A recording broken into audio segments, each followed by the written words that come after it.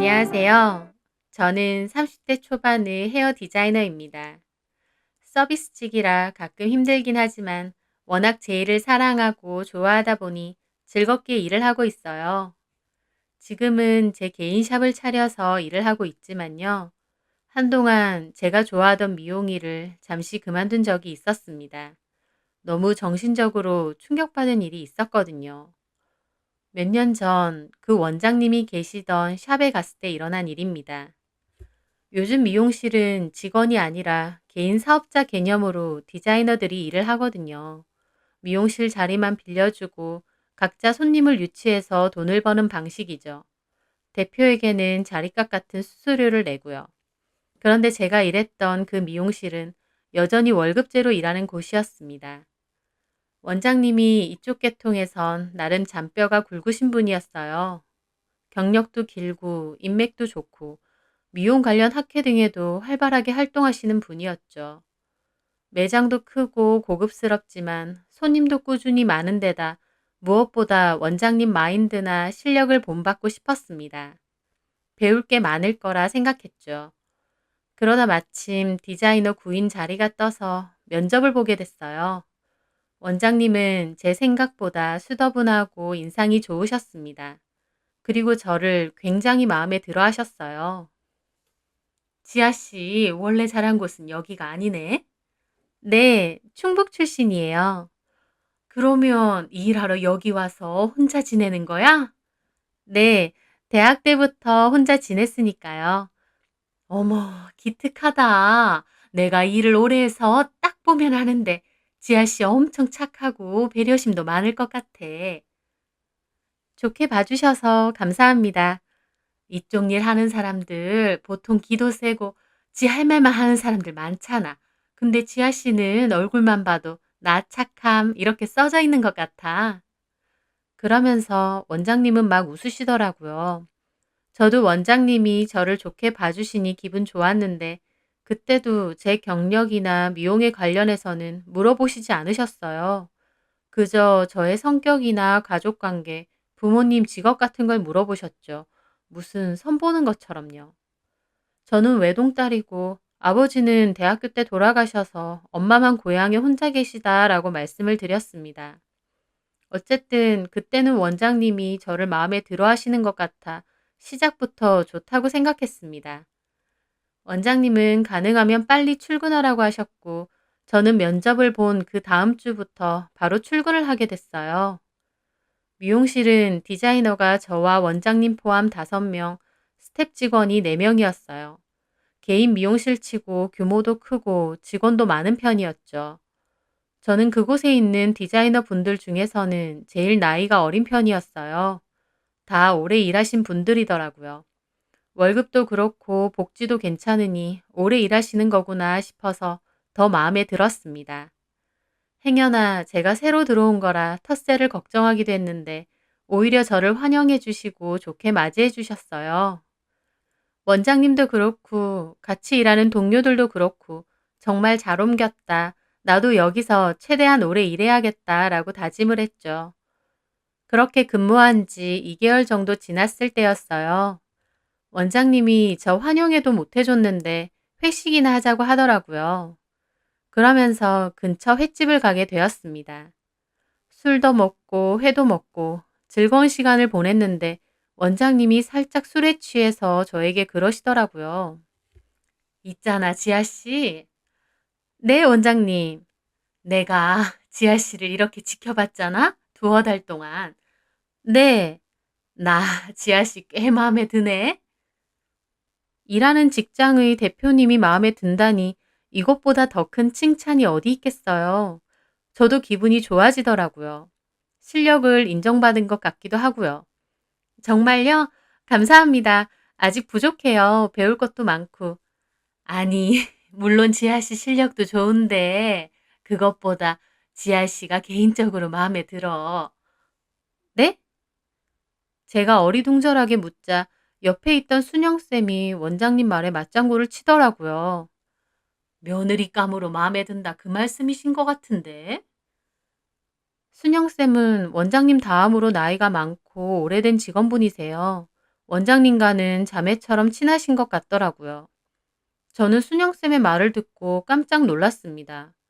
원장님에게 아들이 있다는 건 듣긴 했는데 갑자기 저를 며느리감으로 마음에 들어 하신다뇨. 저를요?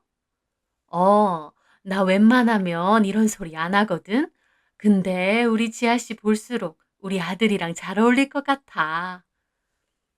원장님 말에 다른 직원분들도 막 저보고 좋겠다며 부럽다며 그러는 거예요. 저는 좀 얼떨떨했는데 원장님이 있어 보라며 자기 아들 사진도 보여줬어요. 근데 정말 훈남이더라고요. 원장님 닮아서 인상도 좋고요. 직업도 좋아, 약사. 어머, 그래요? 지아 씨, 전에 남자친구 없다고 했지? 우리 아들이랑 잘 어울리겠는데? 저는 저를 며느리감으로까지 생각해 주신 원장님이 고맙기도 하면서도 한편으론 좀 얼떨떨했습니다. 아들이 외모도 훤칠하고 직업도 좋아서 굳이 엄마가 발벗고 나서서 며느리감을 찾지 않아도 얼마든지 좋은 신부감을 찾을 수 있을 것 같았거든요. 아들이 나이가 엄청 많은 것도 아니고 굳이 원장님이 나서서 이러시는 게 신기했습니다. 게다가 원장님과 저는 직원 사이인데 갑자기 아들이니 며느리니 소리까지 나오니 좀 부담스럽게 느껴진 것도 있고요. 하지만 그땐 그래도 좋게 생각했어요. 내가 그 정도로 마음에 드셨나 보다 정도로요. 원장님은 저보고 자기 아들을 소개받아 보라고 하시더라고요. 저는 막 내키진 않았지만 원장님도 순영쌤도 너무 적극적으로 말하셔서 차마 거절하기도 그래서 알겠다고 했습니다. 술김에 저러시는 건가? 라는 생각도 좀 있었어요. 그런데 아니었습니다. 다음날 원장님은 자기 아들에게 연락처 주겠다며 쇳불도 당김에 빼랬다고 빨리 만나보라고 하시더라고요. 저는 원장님이 왜 이렇게 서두를까 싶었는데 순영쌤 말로는 원장님이 이제 나이가 드시니까 아들 결혼하는 걸 빨리 보고 싶어서 저러시는 것 같다고 이해하라고 하시더라고요. 어쨌든 그렇게 등 떠밀려서 원장님의 아들인 성우 씨를 만나게 되었습니다. 하지만 등 떠밀려서 만난 것 치곤 성우 씨는 꽤 괜찮은 사람이었어요. 외모도 괜찮고 성격도 젠틀하더라고요. 좀 조심성이 많은 것 같긴 한데 막 들이대는 것보다는 오히려 호감이었습니다. 그렇게 저는 성우 씨와 만남을 가지게 됐어요. 배려심도 많고 섬세한 사람이라는 생각이 들더라고요. 직업도 좋고 인물도 좋은데다 어머니까지 빨리 결혼하라고 성화인데 왜 아직까지 결혼을 안 했나 싶기도 하고요. 그래서 제가 물어본 적도 있죠. 성우 씨, 성우 씨 정도면 좋다는 여자 꽤 많았을 텐데 왜 여태까지 결혼 안 했어? 원장님도 결혼 저렇게 서두르시는데? 제 말에 성우 씨는 그냥 웃더라고요. 글쎄, 운명처럼 이 여자다 싶은 여자는 잘 없더라고. 근데 지아 너를 보니까 아, 이 여자랑은 결혼해도 되겠구나 싶어. 운명의 여자처럼 저와 결혼해도 되겠다 싶다는데 그런 말을 싫어할 여자가 어디 있을까요? 저도 그때까진 성우 씨가 제 운명의 반쪽인 줄 알았습니다. 서로 좋아하는 데다 시어머니 될 자리인 원장님까지 결혼에 적극적이니 만난 지 6개월 정도가 지나면서 바로 결혼 얘기까지 나오게 되었어요. 하지만 저는 오히려 결혼 얘기가 구체적으로 나오니 걱정이 앞섰습니다. 상대적으로 제 사정이 너무 처졌으니까요. 원장님은 큰 미용실을 운영하시는 데다 따로 건물까지 갖고 계시고 성우 씨도 약사를 하면서 돈을 잘 벌었으니 금전적으로 부족함이 없었어요. 반면 저는 고향에 계신 엄마에게 제 생활비 빼곤 월급도 거의 보내드리다시피 합니다. 저희 엄마도 일을 하시긴 하지만 몸이 여의치가 않아서 병원비니 뭐니 들어갈 돈이 많거든요. 그렇다 보니 제가 따로 모은 돈은 거의 없고요. 딱 봐도 제 쪽에서 너무 처지는 상황인 거죠. 하지만 원장님은 개의치 않아 하셨어요. 그런 게 뭐가 중요해. 돈 들어가는 건 우리 집에서 하면 되니까 걱정하지 마. 원장님이 그렇게 말해주시니 너무 감사했습니다. 게다가 제가 자기 며느리 될 사람이라며 비싼 옷이나 화장품도 잘 선물해 주셨어요. 그리고 저에게 따로 지아야, 나는 나랑 같이 일하는 네가 며느리가 될 생각을 하니 참 좋다. 내가 평생 읽어서 자리 잡은 이 미용실, 네가 결혼해서 내 며느리가 되면 이게 다 누구 거겠니? 원장님은 커리어적으로도 저를 확실히 밀어주신다 하더라고요. 저는 모든 것이 다 순조롭고 좋다는 생각이 들었어요. 그런데 한편으론 묘한 위화감 같은 것도 느껴졌습니다. 상황이 다 좋은 쪽으로 흘러가는 것 같은데 비현실적인 기분이 든다고 할까요? 지금 생각해보면 어떤 본능이었던 것 같아요.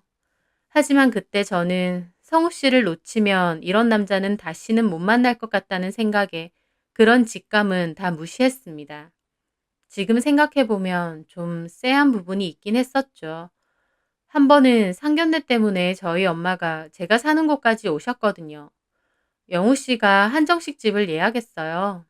영우 씨네도 아버지가 안 계시다 보니 어머니들과 저희끼리만 갖는 조촐한 상견례 자리였습니다. 그런데 식사 초반에 영우 씨가 이상하다는 거예요. 자기가 예약할 때 주문했던 코스 요리가 아닌 것 같다면서요. 영우 씨는 직원을 호출해서 예약했던 코스 요리가 아닌 것 같다고 확인을 해달라고 했어요. 그런데 나중에 점장님이 오셔서 웃으시며 말하시더라고요. 고객님, 저희가 확인을 해봤는데 지금 나오고 있는 진 코스로 예약 주문해 주신 게 맞네요. 그런데 점장님 말에 영우 씨는 미간을 확 찌푸리는 거예요. 뭔 소리 하는 거예요? 저는 수코스로 예약을 했는데? 저희 직원이 직접 전화를 받았는데 분명 진 코스로 예약을 하셨다고 하더라고요. 확인도 했다고. 그런데 점장님 말이 끝나기도 전에 갑자기 영우 씨가 상을 손바닥으로 탕 내리치는 거예요. 저와 엄마는 깜짝 놀랐습니다. 영우 씨는 얼굴이 벌개져서 흥분한 상태더라고요. 이보세요. 내가 요리 뭐 나오는지까지 미리 다 확인했는데 수라고 되어 있는 게 해산물이 더 많아서 그걸로 했다니까요? 그러면서 막 화를 내는 거예요. 주문이 잘못 들어간 거면 컴플레인 걸 수도 있습니다. 하지만 점장님도 좋게 설명을 하고 있었고 누가 잘못했는지 확실하지 않은 상황에서 얼마든지 좋게 얘기할 수 있지 않나요? 나중에 보니 두 코스 요리가 가격대도 같았고 요리 구성 자체도 몇 가지 빼곤 엄청 다르지도 않았고요. 그런데 영우 씨는 필요 이상으로 흥분해서 따지더라고요. 다른 자리도 아니고 상견례 자리인데다 저희 엄마까지 계시는데요. 저와 엄마는 안중에도 없다는 듯 지나치게 화를 내는 모습에 좀 놀랐습니다. 주문 똑바로 안 받아놓고 어디서 덤탱이야? 주문 받은 사람 오라 그래. 당장 오라 그래. 저는 영우 씨와 만나면서 저렇게 흥분해서 따지는 모습은 처음 봤습니다. 아무리 그래도 점장님이 나이 지긋하신 아버지뻘 되는 분인데 저렇게 반말해가며 난리를 치다니요. 저는 영우 씨의 낯선 모습에 얼이 빠져 있었죠. 원장님은 급하게 웃으며 영우 씨를 말렸고 점장님은 착오가 있었던 것 같다고 죄송하다며 이제부터 나오는 메뉴들은 바꿔서 진행해 드리겠다고 했습니다. 그런데도 영우 씨는 끝까지 이딴 데가 다 있냐며 왜 좋은 날 열받게 하냐며 왜 인정을 안 하냐고 소리 지르며 씩씩거리더라고요. 그 때문에 점장님이 몇 번이나 죄송하다 하고 겨우 마무리가 됐습니다. 엄마와 저는 너무 얼떨떨한 기분으로 있었는데 원장님도 미안하다고 얘가 조금 욱하는 게 있다고 웃으면서 얘기하셨고 영우 씨도 그제서야 저희 엄마한테 죄송하다고 하더라고요. 죄송해요, 어머님. 제가 어머님이 해산물 좋아하신다 해서 일부러 신경 써서 주문한 건데 저렇게 말하니 순간 화가 났어요. 아니에요. 나 신경 써준다 그런 건데 괜찮아요. 그날 상견례가 끝나고 엄마는 고민 가득한 얼굴로 저에게 말하시더라고요. 혹시 강서방 너한테도 그러니? 뭘? 아까 막 화내고 소리 지르고. 아니야. 나는 그런 모습 한 번도 못 봤어. 어휴, 근데 너무 과하게 화를 내던데 이 결혼해도 괜찮겠니? 너무 서두르는 것 같기도 하고. 엄마는 걱정이 많아 보이시더라고요. 저는 엄마를 달랬습니다. 엄마 신경 쓰지 마. 저희도 순간 욱해서 그런 것 같아. 남자들 그런 거 좀 있잖아. 그래. 너네 아빠도 욱하고 그런 건 좀 있긴 했지만 나한텐 안 저래. 오히려 어리버리한 것보다 따질 땐 따지는 게 난 좋더라. 저는 최대한 엄마에게 좋게 말씀드렸고 엄마는 저에게 알아서 잘 생각하라고 하셨어요. 저도 엄마만큼이나 놀랐지만 이미 결혼 얘기가 오가고 있었고 저도 성우 씨가 좋았기 때문에 흐린 눈으로 모른 척 그냥 지나가게 된 거죠. 그런데 더 경악할 일은 그 후에 있었습니다. 상견례가 끝나고 며칠 후 성우 씨가 한다는 소리가 그 한정식 집 있잖아. 생각할수록 너무 재수없는 거야. 자기들이 주문 잘못 받아놓고 어디서 나한테 덤탱이야. 그래서 전화해서 그 주문 받은 사람 바꾸라고 했지. 어? 저는 놀랐어요. 이미 지난 일이고 그때 점장님이 사과까지 했는데 다시 전화를 했다는 거예요. 그래서 그 전화 받았다는 직원한테 제대로 뭐라고 했어. 머리가 멍청하면 메모라도 똑바로 하라고. 그리고 어디서 잘못한 걸 손님한테 뒤집어 씌우냐고. 그렇게까지 했다고? 너 잘려보고 싶냐고 했지. 그리고 나 친구들 중에 기자도 있는데 어디 한번 이 가게 말아먹게 해줄까 그랬거든? 그러니까 죄송하다고 막 울먹거리는 거야. 인생이 불쌍해서 한번 봐주기로 했어. 진작에 인정할 것이지 어디서 건방지게. 성우 씨는 그렇게 말하며 자기가 승리라도 한 양 기분이 좋아 보이더라고요. 그 모습에 저는 너무 놀랐습니다. 저도 서비스직을 하며 온갖 다양한 손님들 다 만나봤지만 이렇게 집요한 사람은 잘 없거든요. 이 사람이 이런 면이 있구나 몹시 찝찝한 기분이었습니다. 그 일 이후로 저는 결혼을 좀 생각해 봤어요. 내가 뭐에 시익이라도 한 양 갑자기 결혼을 엄청 서두르며 준비하고 있더라고요. 불과 이 미용실에 오기 6개월 전만 해도 결혼 생각은 아예 없던 제가요. 이게 맞는 건가? 남들도 이렇게 결혼을 하나? 몹시 혼란스러웠습니다. 그런데 저에게 아주 결정적인 일이 일어났어요. 저희 샵에서 근무하시던 디자이너 분들 중 저보다는 5살이 많으신 서주쌤이라는 분이 계셨거든요. 남편이 타 지역으로 발령을 받게 되어서 미용실을 그만두고 같이 내려가신다고 하더라고요. 자기도 여기서 오래 일을 했는데 이렇게 그만두게 돼서 아쉽다고 하면서요. 원장님 포함 직원분들과는 직장 동료 이상으로 끈끈하게 사이가 좋았기에 더 아쉬웠습니다. 서주쌤은 저에게도 특히 잘해주신 분이고요. 그렇게 마지막 근무날 송별회 겸 회식을 했고 회식 자리에선 저에게 결혼 축하한다고 자기가 결혼식은 꼭 가겠다고 하셨어요. 그런데요. 그날 회식이 다 끝나고 집으로 돌아가는 택시를 탔을 때였습니다. 갑자기 서주쌤이 전화가 오셨어요. 네, 서주쌤. 집에 가고 계세요? 지아쌤도 가고 있지. 네. 근데 무슨 일이세요? 제 물음에 서주쌤은 막 우물쭈물 하는 것 같더라고요. 저기 있잖아, 지아쌤. 네. 어디쯤이야? 집에 다 와가? 아니요. 아직 멀었어요. 나 지금 아까 밥 먹었던 곳 근처에 카페인데 올 수 있어? 다른 사람한텐 절대로 말하지 말고. 서주쌤은 엄청 조심스럽게 말하더라고요. 저는 그 순간 멈칫했습니다. 이렇게 은밀하게 전화해서 다시 오라고 하는 걸 보니 꽤 중요한 일이라는 생각이 들었거든요. 저는 알겠다고 하고 택시 기사님께 돌아가 달라고 했습니다. 도대체 무슨 일인데 아까 얘기하지 않고 나만 몰래 불러내실까 궁금해하며 그 카페 안으로 들어갔죠. 서주쌤은 가장 구석 자리에 앉아 계시더라고요. 서주쌤, 무슨 일이세요? 왔어? 좀 앉아봐. 누구한테 따로 얘기 안 했지? 나 만난다는. 네, 얘기 안 했죠. 왜 그러세요? 서주쌤은 약간 긴장된 얼굴이더라고요. 저는 도대체 뭐길래 이렇게까지 하실까 더욱 궁금해졌습니다. 서주쌤은 숨을 크게 들이내시더니 말하더라고요. 나 진짜 고민 많았거든. 솔직히 내가 말해줘야 될 이유도 없고 모른 척하면 그만이야. 어떻게 보면 나 지아 씨보다 원장님이나 다른 쌤들하고 더 오래되고 친하니까. 저는 무슨 소린가 싶어 어리둥절하게 보고 있었습니다. 서주쌤은 결심한 듯 말했어요. 지아쌤, 나 어차피 내일부터 출근 안 하는 거고, 지금 술도 먹었으니까 용기 내서 말할게. 그 결혼 웬만하면 다시 생각해. 저는 깜짝 놀랐어요. 서주쌤 입에서 제 결혼에 관한 이야기가 나올 거라고는 생각도 못 했거든요. 그게 무슨... 원장님, 직원들한테 좋으신 분 맞아. 배울 것도 많고. 근데 자기 아들 일이 달려있으면 약간 사람 이상해지는 것 같아. 네? 서주쌤은 자기 폰에서 사진 하나를 보여줬습니다. 사진 속에는 올림머리와 신부 화장을 한 예쁜 여자 하나가 화사하게 웃고 있더라고요. 누구예요, 이 사람? 원장님 아들. 그러니까 성우 씨 전부인. 네? 저는 깜짝 놀라 자리에서 튀어오를 뻔했습니다.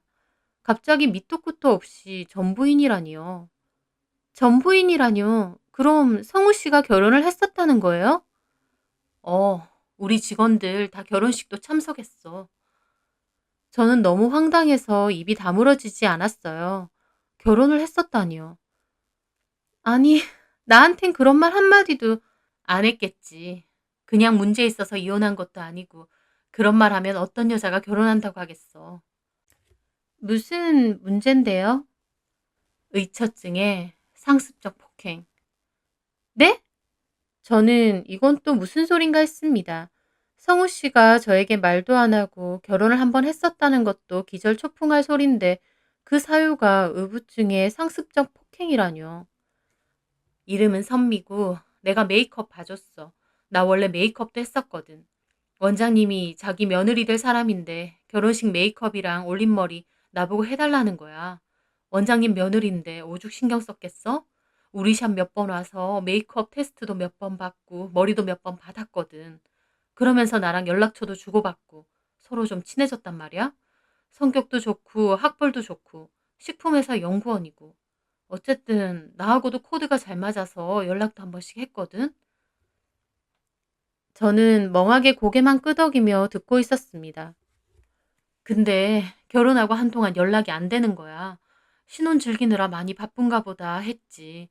그런데 두어 달 정도 지났나? 원장님이 갑자기 아들 이혼한다는 거야. 사실 이혼도 아니지. 왜냐면 식은 올렸지만 혼인신고는 안 했다고 했거든.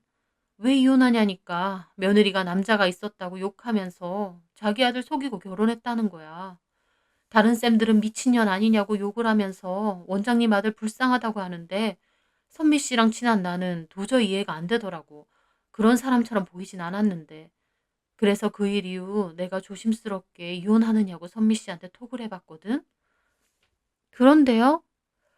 톡 보낸 지 며칠 후에 전화가 오더라고. 근데 한다는 소리가 병원에 있다는 거야. 병원요? 음. 갑자기 무슨 병원이냐니까 맞았대, 성우 씨한테. 그것도 엄청 심하게. 저는 입이 뜨억하고 벌어졌습니다. 마, 맞아요? 어, 너무 심하게 맞아서 한동안 병원에 있었고 고소 준비할 거라고 하더라고. 선미 씨 말로는 신혼여행 때 회사 일로 남자 동료랑 통화를 몇 번 했대. 근데 그 일로 성우 씨가 선미 씨한테 남자가 있는 거 아니냐고 의심하더래. 그 후에 폰 뺏어서 감시하고 하나하나 꼬투리 잡고 나중엔 회사도 못 가게 하더라는 거야. 그걸로 싸웠는데 처음엔 집에 있는 물건을 부수더래. 처음엔 오해가 있었나 보다 참았는데 갈수록 행패도 심하고 손찌검까지 했나 봐. 결국 이혼해야겠다 싶어서 이혼 서류를 준비했는데 그걸 보고 방에 가둬놓고 엄청 때리더래. 바람핀 주제에 걸리니까 이혼해 달라는 거냐고. 선미 씨 입장에선 바람핀 적도 없는데 혼자 소설 써가면서 때렸고 자기가 이렇게 있다간 딱 죽을 것 같더라는 거야. 근데 더 대박인 건 겨우 도망가서 병원에서 사진 찍고 그걸 원장님에게 보내면서 고소할 거라고 그랬대. 원장님이 자기 아들이 그런 짓을 저질렀으니 미안하다고 할 줄 알았대. 근데 원장님 하는 소리가 바람핀 주제에 어디서 큰 소리냐면서 아는 사람 중에 변호사들도 많으니 어디 해보라고 자기도 가만히 있지는 않을 거라고 도리어 협박하더라는 거야. 원장님이요? 어, 원장님 워낙 인맥 좋고 이런저런 사회 활동도 많이 하셔서 정말 주변에 의사고 변호사고 많거든. 네가 한번 해봐라 이거지. 선미 씨가 사실 부모님이 일찍 돌아가셨대. 그래서 고모 손에 컸고 의지할 가족이 별로 없다는 거야. 결혼 전엔 그런 거 다 보듬어 준대 놓고 막상 자기 아들이 일 벌여놓으니까 네가 어디 할 수 있으면 해보라고 나오는 거지. 선미 씨는 나도 원장님 사람이니까 연락하기 싫었는데 너무 억울해서 나한테는 말한다고 하더라고. 그 후에는 어떻게 됐는지 몰라. 더 이상 연락도 없었고 원장님도 우리한테 아들 결혼 없었던 일로 할 거니까 그런 줄 알라고 엄포를 하셨어. 솔직히 아무리 원장님이라도 결국 남 일이잖아. 우리도 마치 아들이 결혼한 적 없는 것처럼 그냥 모른 척했고.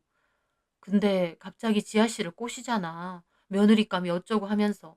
그게 너무 소름이긴 한데 어쩌겠어. 다른 쌤들도 다 모른 척하고 나도 여기서 근무하고 있는데 원장님한테 밉보여서 좋을 거 없고. 그래서 그냥 가만히 있었는데 아무리 생각해도 이건 아니다 싶어. 내가 모르면 몰랐지. 아는데 어떻게 모른 척하나 싶어서. 그래서 가기 전이라도 이렇게 말해주는 거야. 일찍 말 못해줘서 미안해. 서주쌤 말을 듣는 저는 너무 기가 막혔어요. 서주쌤 말이 사실이라면 성우 씨는 의처증에 전부인을 병원 치료까지 받을 정도로 때리고 이혼한 거잖아요. 게다가 그런 사실은 다 숨긴 채 저와 결혼을 하려고 한 거고요. 서주쌤은 저에게 잘 생각해 보라고 하고 자리를 떠났고 저는 한참이나 멍하게 생각에 잠겼습니다. 뭔가 한 구석에 찜찜하게 잠겨있던 것들이 수면 위로 올라오는 기분이더라고요. 저는 서주쌤에게 죄송하지만 그 여자 사진 좀 보내달라고 했습니다. 서주쌤은 톡으로 사진을 보내주시더라고요. 저는 이 일을 성우 씨에게 직접 물어봐야 했죠. 그렇게 다음날 성우 씨에게 연락을 해서 만났습니다. 저는 성우 씨에게 물었죠. 솔직하게 말해줘. 혹시 전에 결혼했었어? 제 말에 성우 씨는 조금 놀란 얼굴이었습니다. 어? 무슨 소리야? 결혼이라니. 나 그런 적 없어. 소리 떼볼래? 뻔뻔하게 거짓말을 하더라고요. 저는 사진을 내밀었습니다. 그럼 이 여잔 누구야? 그 여자 사진을 보더니 성우 씨 얼굴이 확 굳어지더라고요. 이거 어디서 났어? 결혼했었지. 혼인신고는 안 했고. 근데 어떻게 나한테는 다 속일 수가 있어? 이런 중요한 사실은 나한테 말해줘야 되는 거 아니야? 제 말에 성우 씨는 짜증난다는 얼굴로 한숨을 푹 내쉬더라고요. 나랑 결혼하자는 이유가 뭐야? 사랑하니까. 사랑한다면서 이런 거짓말을 해? 조금 전까지도 나한텐 결혼 안 했다며. 어떻게 이렇게 뻔뻔하게 거짓말을 해? 성우 씨는 한숨을 내쉬며 말하더라고요. 그래, 나 이 여자랑 결혼한 거 맞아. 2달도 안 돼서 헤어졌고 서류상으론 깨끗한데 굳이 말할 필요 없다고 생각했어. 이 여자 남자도 있었고 완전 미친년이었어. 우리 집 돈 보고 접근한 거고. 그래서 때렸어? 제 말에 성우 씨는 눈에 띄게 얼굴을 확 굳히더라고요. 그런 매서운 얼굴은 저도 처음 봐서 좀 놀랐습니다. 그런 소리까지 들었어? 누구야? 누가 그딴 소리 했는데? 그건 중요한 게 아니고 왜 나를 속인 건지 누가 그랬냐고! 성우 씨는 제 말을 끊으며 화를 내더라고요. 눈알이 튀어나올 것처럼 커지면서 몸을 확 제 쪽으로 다가오는데 정말 무서웠습니다. 왜 화를 내? 지금 화내야 될 사람은 나야. 아 진짜 열받게 하네. 그래서 네가 하고 싶은 말은 뭔데? 뭐? 그만하자고? 아 그만해 그럼. 근데 너 그만할 거면 네가 받은 거 도로 다 내놔. 결혼한답시고 우리 엄마가 너한테 가방이니 옷이니 엄청 해줬지? 그거 다 토해내. 성우 씨는 저랑도 끝났다 싶은지 바로 본색을 드러내더라고요. 너무 기가 막히면서도 차라리 잡아떼지 않고 이렇게 바로 본색을 드러내니 다행이다 싶을 정도였습니다. 알겠어. 싹 정리해서 줄게. 근데 나한테 최소한 사과는 해야 되는 거 아니야? 뭔 사과? 나 속였잖아. 결혼한 것부터 이혼 사유까지. 제 말에 성우 씨는 오히려 비웃더라고요. 아, 진짜. 만만해서 그냥 데리고 살기 괜찮겠다 싶어서 결혼하려고 했더니. 뭐라고? 들었으면서 뭘 뭐라고야. 야, 그럼 네가 뭐 있다고 너 같은 애랑 내가 결혼하려고 하겠냐? 홀엄마에 쥐뿔 가진 것도 없는 주제에. 우리 엄마가 너 같은 거랑 살면 내가 뭔 짓을 해도 찍소리 안 하고 살 거라고. 돈이나 몇 푼씩 쥐어주면서 적당히 데리고 살라고 해서 결혼하려고 한 거야. 별 같지도 않은 거 비위 맞춰줬더니 야 됐어. 나도 너 별로야. 엄마가 하도 결혼은 해야 된다고 난리를 쳐서 눈 딱 감고 결혼하려고 했는데 됐다. 그만하자. 너 받은 거나 똑바로 내놔. 알았어? 성우 씨는 그렇게 말하더니 욕을 하면서 자기가 먼저 자리를 떠났습니다. 정말 그때의 충격이란 사랑해서 결혼까지 하려고 했던 남자에게 면전에다가 심한 모욕을 들은 저는 머리가 새하얗게 질리더라고요. 저는 너무 기가 막혀 한참을 멍하게 있다가 그 길로 원장님께 전화를 했습니다. 지아야. 원장님, 어떻게 이러실 수 있어요? 어? 갑자기 뭐가? 성우 씨한테 저 소개시켜주고 결혼시키려고 한 이유가 뭐예요? 정상 아닌 원장님 아들 결혼을 시키고 싶은데 결혼해줄 여자는 없을 것 같아서 그런 거예요? 그래서 저는 돈도 없고 백도 없어서 부당한 일 당해도 그냥 적당히 참고 넘어가 줄 것 같아서 저 꼬신 거냐고요. 제 말에 원장님은 아무 말도 안 하시더라고요. 그러더니 너 어디서 무슨 말을 들었니? 원장님 아들이 직접 말하던데요. 원장님이 하도 결혼을 해야 된다고 성화여서 그냥 적당히 만만한 저랑 결혼하려고 했다고요. 돈 몇 푼 지어주면 무슨 짓에도 참고 살 것 같다고요. 그런 얘기를 했어? 네. 어떻게 이러실 수 있어요? 저는 원장님이 일말의 양심이 있다면 저에게 미안하다고 사과하실 줄 알았어요. 그런데 원장님 하는 소리가 더 대박이었습니다. 근데 솔직히 너한테도 믿지는 일 아니었잖아? 네? 네가 뭐가 있어? 나이 들어서 딸한테 돈이나 받고 사는 너네 엄마도 그렇고 너 쥐뿔도 가진 거 없잖아. 그런 너한테 직업 좋고 인물 좋은 우리 아들 소개해주면서 나중에 네 미용실까지 너 물려준다는데 그 정도면 너한텐 충분히 차고 넘치는 일 아니니? 지금 말 다 하셨어요? 지아 너 좀 뻔뻔한 구석이 있다. 자기 객관화도 안 되고 계산도 안 되나 봐. 적당히 좀 참아주고 결혼 생활 유지하면 네가 얻는 게 더 많을 텐데 왜 이렇게 멍청하게 굴어? 착한 줄 알았더니 그것도 아닌가 보네. 저는 그 말에 소리를 질렀습니다. 야, 이 미친 아줌마야. 말 다 했냐? 정신병자 같은 니네 아들한테 맞아서 죽을 수도 있는데 적당히 참고 살면 미치는 장사가 아니라고? 너나 그렇게 사세요. 아들이 제정신이 아니면 치료를 받게 하던가 아니면 본인이 끝까지 껴안고 살던가. 왜 엄한 여자들한테 뒤밀어서 인생 망치려고 하는데? 너나 니네 아들이나 뭐가 그렇게 잘났다고. 와, 진짜 쌍으로 미친 것들이네. 너는 네 자식만 중요하고 남의 자식은 안중에도 없니? 인생 그딴 식으로 살지 마. 저는 그렇게 퍼붓고 전화를 끊었습니다. 손발이 얼마나 떨려오는지 서 있기도 힘들어서 주저앉아 버렸어요. 가진 거 없으니 자기 아들이 뭔 짓을 해도 참고 넘어갈 것 같아서 결혼시키려 했나 본데 생각할수록 소름 끼치는 모자더라고요. 저는 그 길로 더 이상 미용실을 나가지 않았고 받은 짐은 몽땅 싸서 택배로 보내버렸습니다. 하지만 그 일로 얼마나 멘탈이 나가던지 한동안 집에서 술만 마실 정도였어요. 도대체 나를 뭘로 봤나 싶기도 하고요. 그렇게 있다가 저는 결국 엄마가 계신 고향으로 내려왔고 엄마는 저를 위로해 주시며 한동안은 집에서 쉬라고 하시더라고요. 몇 개월 동안 엄마랑 시간을 보내며 마음을 진정시켰습니다.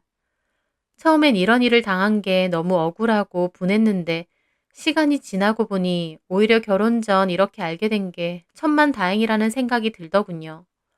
모르고 결혼했으면 그 미친놈한테 제가 어떤 일을 당했을까 싶고요. 선미라는 그 여자도 결혼 2달 만에 만신창이가 됐는데 저한테는 더하면 더했지 덜하지는 않았을 것 같았어요. 저는 마음을 겨우 추스리고 나서야 서주쌤이 생각났습니다. 서주쌤에게 그때 용기 내서 말해줘서 너무 고마웠다고 연락을 했어요. 서주쌤도 걱정 많이 했었다고 잘 지내냐고 하시더라고요. 원장님은 어떻게 알았는지 서주쌤한테 연락해서 길길이 날뛰었다고 하고요. 서주쌤 입장에서 모른 척 했으면 원장님하고도 아무런 문제가 없었을 텐데 저에게 말해줌으로써 원장님이나 그 미용실 직원들하고도 다 틀어진 것 같았습니다.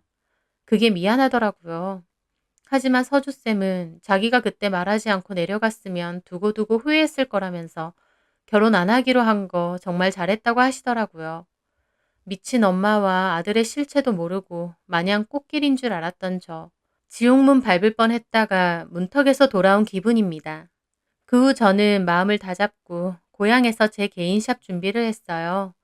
돈이 많지 않아 대출도 받고 규모도 1인 샵으로 작게 열었지만 열심히 하는 덕에 손님도 꾸준히 늘면서 자리를 잡아가고 있습니다. 떳떳하게 제 실력으로 돈을 벌면서 엄마와 사니 오히려 너무 안정되고 행복하고 좋네요. 인생에 있어서 어떤 걸 선택할 때 분명 어떤 경고가 있는데도 흐린 눈으로 무시하며 지나칠 때가 있는 것 같습니다. 별일 아니겠지, 이것만 무시하면 다 좋아지겠지 하면서요. 하지만 중요한 선택을 할수록 오히려 객관적으로 따져보는 게 맞는 것 같아요. 대가 없는 행운은 잘 없더라고요. 상견례장에서 아버지뻘 되는 사람에게 난리를 치던 그 남자의 모습은 어쩌면 힌트였는데 표면적으로는 좋은 조건들만 보고 그 힌트를 무시했던 거니까요. 지나치게 좋고 달콤해 보이는 일에는 그만한 대가가 있을 수도 있으니 더욱 신중해야겠다고 다시 한번 생각한 일이었습니다. 기나긴 제 사연 들어주셔서 감사합니다.